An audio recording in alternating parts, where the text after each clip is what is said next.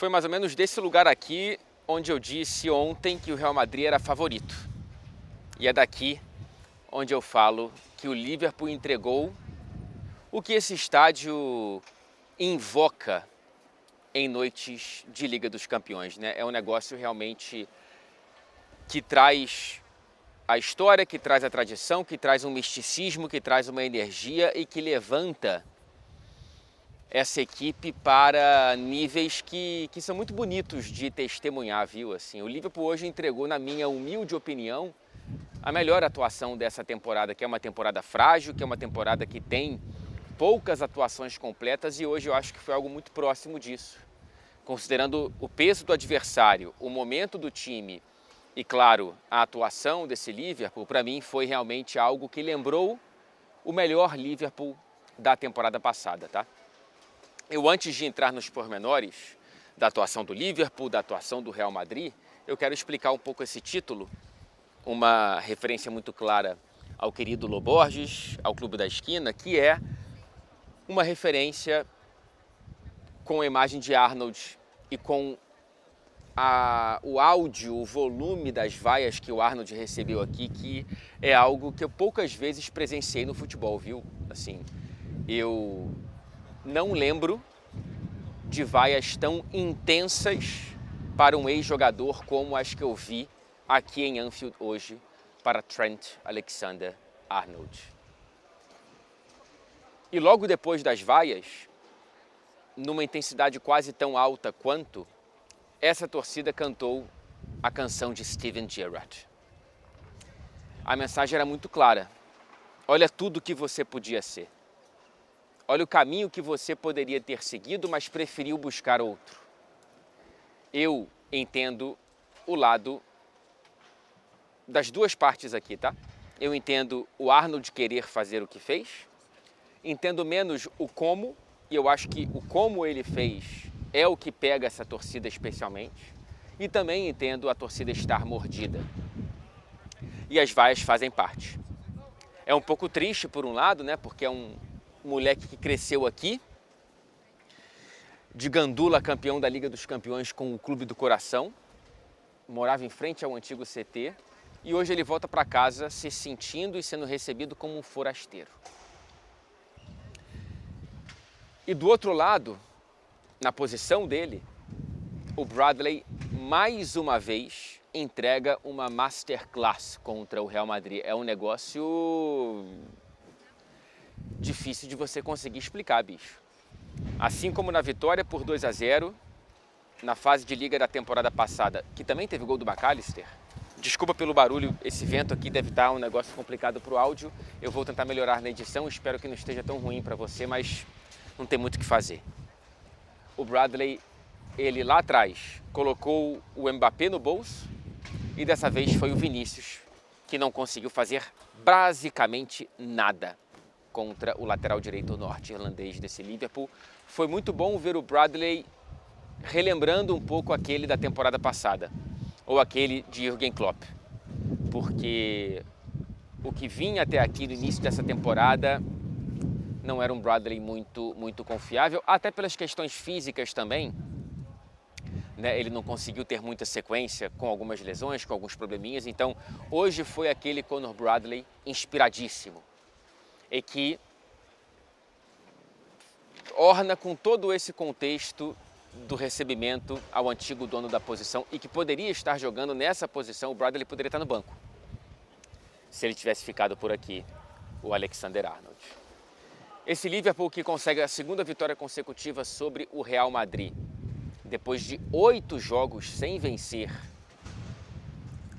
o rei dessa competição, ele também teve mais uma vez em Dominik Szoboszlai, um dos melhores em campo, mais uma vez como camisa 10, já que o Bradley jogou. E o Szoboszlai só não conseguiu sair com um ou mais gols, porque do outro lado existia o que para mim, eu até coloquei isso no meu Twitter, é o whiplash dos goleiros, especialmente contra o Liverpool, tá? Não sei se você já viu esse filme do Whiplash, né, daquele professor de bateria, que é você exigir o impossível da perfeição com uma postura que tortura o aluno, no caso do Courtois, o adversário. Foram 1, 2, 3, 4, 5, 6, 7, 8 defesas, algumas delas daquele tipo que só os grandes goleiros conseguem fazer. O Courtois é o goleiro de defesas impossíveis, possíveis, fáceis e difíceis, tudo ao mesmo tempo. E ele é o goleiro que mais exige a perfeição do atacante adversário. É impressionante o que ele fez, especialmente hoje com o Szoboszlai. Foram 3 contra o húngaro. A primeira cara a cara, a segunda fora da área, a terceira um pouquinho mais simples, mas as 2 primeiras foram especialmente chamativas e parecia que o Liverpool estava revisitando o inferno de Paris. Parecia que Courtois estava levando o Liverpool mais uma vez àquela tragédia. O torcedor estava revivendo o trauma. Aliás, em Paris foram 9 defesas. Não foi algo tão distante como o que aconteceu aqui hoje não, tá? Em termos estatísticos, tá? Lá eu acho que foram mais defesas impossíveis. Mas a atuação do Courtois parecia estar levando o Liverpool para aquele lugar. Até que Alexis Mac Allister conseguiu. Aí realmente não tinha nenhuma chance para o goleiro belga, né? Foi até próximo de uma cabeçada que ele pegou do Van Dijk, mas dessa vez o Mac Allister conseguiu colocar mais intensidade do que o zagueiro, e aí não teve realmente nenhuma chance para o Courtois. Só assim, para o Liverpool conseguir abrir o placar e dar números finais a uma vitória que poderia ter sido claramente mais expressiva. Inclusive teve, no primeiro tempo, uma reclamação muito efusiva de um pênalti não marcado para os Reds. Eu não vi ainda o replay, mas eu confio quase que cegamente na opinião do Vítor Sérgio Rodrigues quando o assunto especialmente é a arbitragem, e ele achou que deveria ter sido um pênalti marcado para o Liverpool e não foi, por opinião do VAR e por confirmação do árbitro de campo. Então poderia e deveria ter sido um placar mais expressivo. Não que o Real Madrid não tenha criado oportunidades, é porque não exigiu nenhuma defesa muito complicada do Mamardashvili, e as chances mais próximas de uma clareza cristalina foram desperdiçadas pelo Mbappé, né? Uma no primeiro tempo em que ele isola uma chance muito boa dentro da área, e uma no segundo tempo em que a bola passa triscando a trave do goleiro georgiano. Então, defensivamente, o Liverpool também teve alguns soluços que lembraram um pouco os problemas desse começo de temporada. E poderia ter sido punido dessa forma, mas não foi. E o que fica são mais as sensações positivas do que as negativas. E se contra o Aston Villa o Liverpool não tinha conseguido recuperar a autoconfiança, era muito mais recuperar a autoestima depois de uma sequência arrasadora de um deserto de 6 derrotas em 7 partidas, dessa vez houve a reconstrução da autoconfiança. O Liverpool sai daqui maior, reenergizado, abraçado pela própria torcida, para visitar o Manchester City no domingo. Estarei nessa partida e trarei aqui a análise desse jogo antes da data FIFA, quando estarei voltando para casa, espero que menos vaiado do que Arnold, quando eu for pro Rio de Janeiro e para São Paulo nessa minha data FIFA, com um pouquinho de folga e um pouquinho de trabalho. Mas enfim, Mohamed Salah não foi bem, não foi muito mal, mas o Salah não foi bem. Mais uma boa partida do Álvaro Carreiras contra um ponta de destaque, né? Ele desde o Benfica vai muito bem contra o Lamine Yamal. Mais uma vez foi bem, agora com a camisa do Real Madrid, ainda que contra um Lamine longe do auge físico. E dessa vez foi muito bem contra o Mohamed Salah, que pouco conseguiu criar, pouco conseguiu concluir, mas não fez tanta falta assim porque muitos jogadores estavam muito bem. O Liverpool fez uma grande atuação, conseguiu roubar muitas bolas no campo ofensivo, trazendo um pouco do mapa que eu tinha esboçado desenhar aqui ontem sobre a maneira com a qual o Liverpool gosta de pressionar adversários que saem jogando pelo chão. E era assim que a estatística desenhava o que o Real Madrid faz e fez aqui hoje, muito mais pelo chão, só optava pela bola longa quando de fato o Liverpool não deixava o Real Madrid respirar e o Courtois ou algum zagueiro tinha que dar um chutão, então era muito mais se livrar da bola do que um lançamento estratégico para tentar superar essa onda de pressão do Liverpool, que não é contínua, não é constante, não tem como ser, né? Porque exige muito fisicamente do time, mas conseguiu ser bastante produtiva hoje. Gostei da opção do Slot de colocar o Wirtz como titular, me surpreendendo. Achei que o Gakpo seria titular e o Wirtz seria banco, mas o Wirtz foi titular e foi bem. Não foi uma grande partida do Wirtz, mas foi uma boa partida do jogador do Liverpool contra o ex-treinador e jogando pelo lado esquerdo e conseguindo associar-se muito bem ao Robertson, que mais uma vez foi bem, ao Szoboszlai, ao McAllister, não tanto com o Ekitike, que fez uma partida ok, mas não teve nenhuma chance grande, por exemplo, o atacante francês, mas o Wirtz foi bem.